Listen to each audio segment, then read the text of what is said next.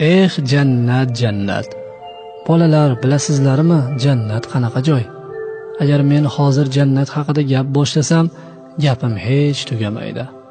Ammo mayli kelinglar, sizlarga ozgina gapirib berayin. Qolganini katta kitoblarni o'qiganda o'zingiz bilib olasizlar.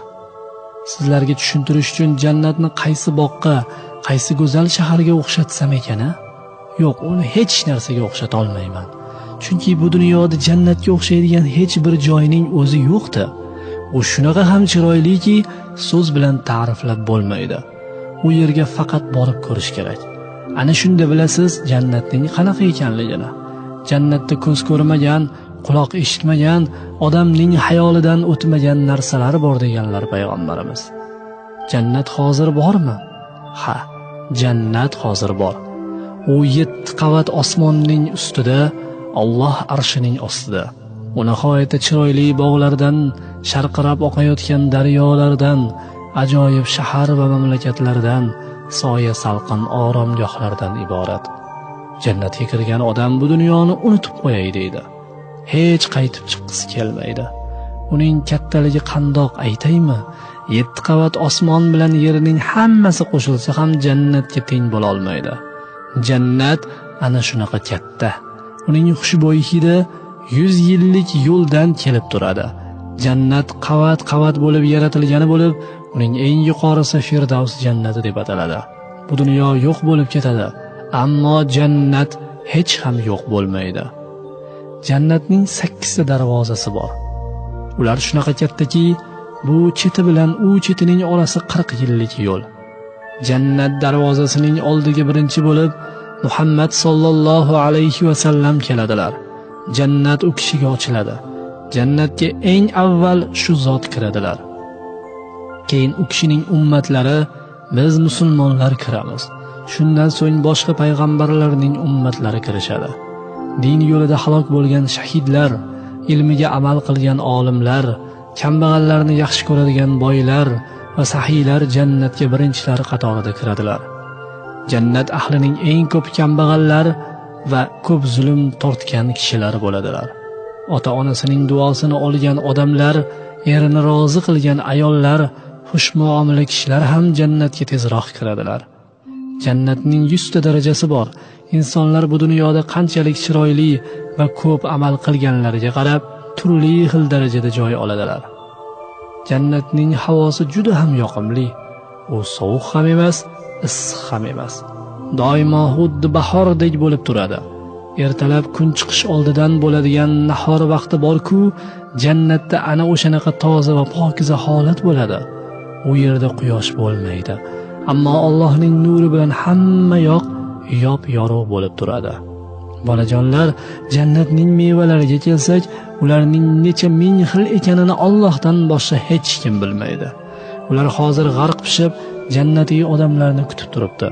Ular hech qachon aynimaydi, sasimaydi. Tik turib uzaman desangiz ham, o'tirgan yeringizda uzaman desangiz ham, yonboshlab yotib uzaman desangiz ham, jannat mevalari sizning oldingizga kelib turadi. Bittasini uzsangiz, uning o'rniga darhol ikkita meva paydo bo'lib qolaveradi. Ular shunaqa ham shirinki, mazasi og'zingizdan hech ham ketmaydi. Agar go'sht yegingiz kelib qolsa, oldingizga turli qushlar uchib kelishadi va tilga kirib, sizga o'zlarini tanishtira boshlaydilar. Men falon qushman, falon narsadan yeb katta bo'lganman, go'shtim rosa shirin, meni yeng deydi bittasi. Men falon gullarni yeb o'sganman, mening go'shtim juda ham shirin, meni yeng deydi boshqasi. Siz qaysi birini tanlasangiz, u o'sha zahoti pishib, tillalaganda oldingizga keladi. Yeb bo'lishingiz bilan u yana tirilib, uchib ketaveradi. Jannatda bitta odamga 1000 ta xizmatchi bo'ladi.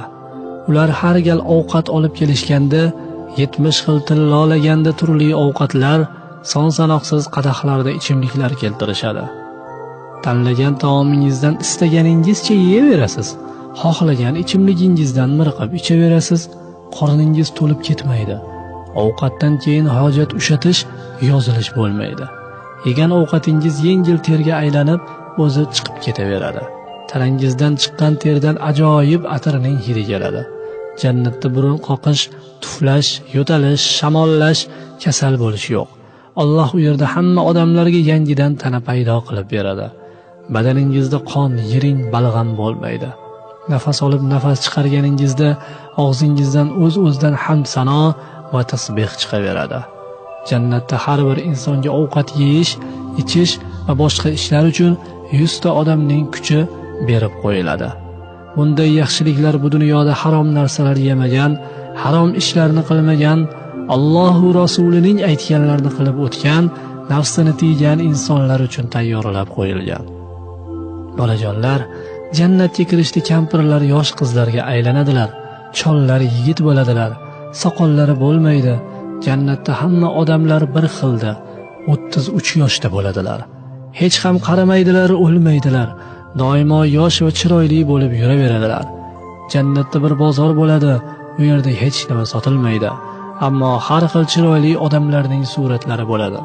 O'sha yerga borib, qaysi surat sizga yoqsa o'shani tanlaysiz. Siz o'sha suratdagi chiroyli odamga aylanasiz. Shunday qilib hamma o'zi xohlagancha chiroyli bo'lib qoladi. Jannatda bitta dengizda suv, bitta dengizda sut, yana bir dengizda asal, boshqa dengizda boshqa ichimliklar bo'ladi. Ana o'sha dengizlardan daryolar oqib yotadi. Daryolar uylarning ostidan oqib o'tadi, ammo hech kimga zarar qilmaydi. Odamlar uylardan turib tomosha qilib o'tiradilar. U yerda yana bir daryo bor. U daryoning labida chiroyli qizlar bo'ladi. Ular juda chiroyli ovoz bilan ashula aytishadi. Odamlar kelib ularning ashulalarini eshitadilar. Bunaqa ovozni dunyoda hali hech kim eshitmagan. O'sha qizlardan qaysi biri kimga yoqib qolsa, Alloh uni o'sha odamga hadiya qiladi. Uning o'rniga Alloh o'sha zahoti yana boshqasini yaratib qo'yadi. Alloh har bir kishi uchun xizmat qilsin deb jannatda 72 ta qiz sovg'a qiladi. Ularning ikkitasi bu dunyodagi qiz ayollardan, 70 tasi jannat hurlaridan bo'ladi. Jannatda xotin-qizlar ham mo'min musulmonlardan o'zlari xohlagan kishilari bilan birga bo'ladilar. Ularga ham Alloh juda ko'p yaxshiliklarni tayyorlab qo'ygan. Bolajonlar, jannatda bir daraxt bor. Agar uning tagida ot bilan 100 yil chopsangiz ham soyasi tugamaydi. Ha, aytganday, jannatda qanotli uchar otlar bo'ladi. Unga minsangiz sizni uchirib ketadi. Ammo yiqitib yubormaydi, olib qochib ketmaydi. Qayerga desangiz, xo'p deb olib borib, sizni tomosha qildirib yuradi. Bu dunyoda kam amal qilgan, jannatga hammadan keyin kirib, eng oz mukofot oladigan odamni aytib beraymi? U odamga jannatda beriladigan bog'lar, gulzorlar, shahar va mamlakatlar hozir biz yashab turgan dunyo bilan barobar bo'ladi. Keyin unga shu dunyodan yana 10 tasi beriladi. Ana ko'rdingizmi? Jannatdagi eng oz mukofot shunaqa bo'lsa, endi rosa ko'p amal qilgan odamga beriladigan mukofotni qanday tasavvur qilib bo'ladi? Jannatning shahar va ko'chalari, saroy va qasrlari, hovli va uylari oltin kumushdan, yoqut va zabarjaddan, marvarid va zumraddandir. Yerida chang va kirlar yo'q. Tuprog'i yoqimli hid taratadigan za'farondir. Xullas, odamlarga nima yoqadigan bo'lsa, hammasi jannatda muhayyo qilingan. Ularga nima yoqmaydigan bo'lsa, hammasini do'zaxga olib kirib qo'yilgan. Jannatdagi eng katta ne'mat va mukofot shuki, hamma mu'minlar Allohni o'z ko'zlari bilan ko'radilar. U bilan yuzma-yuz turib salomlashadilar, gaplashadilar. Bu eng ulug' baxtdir.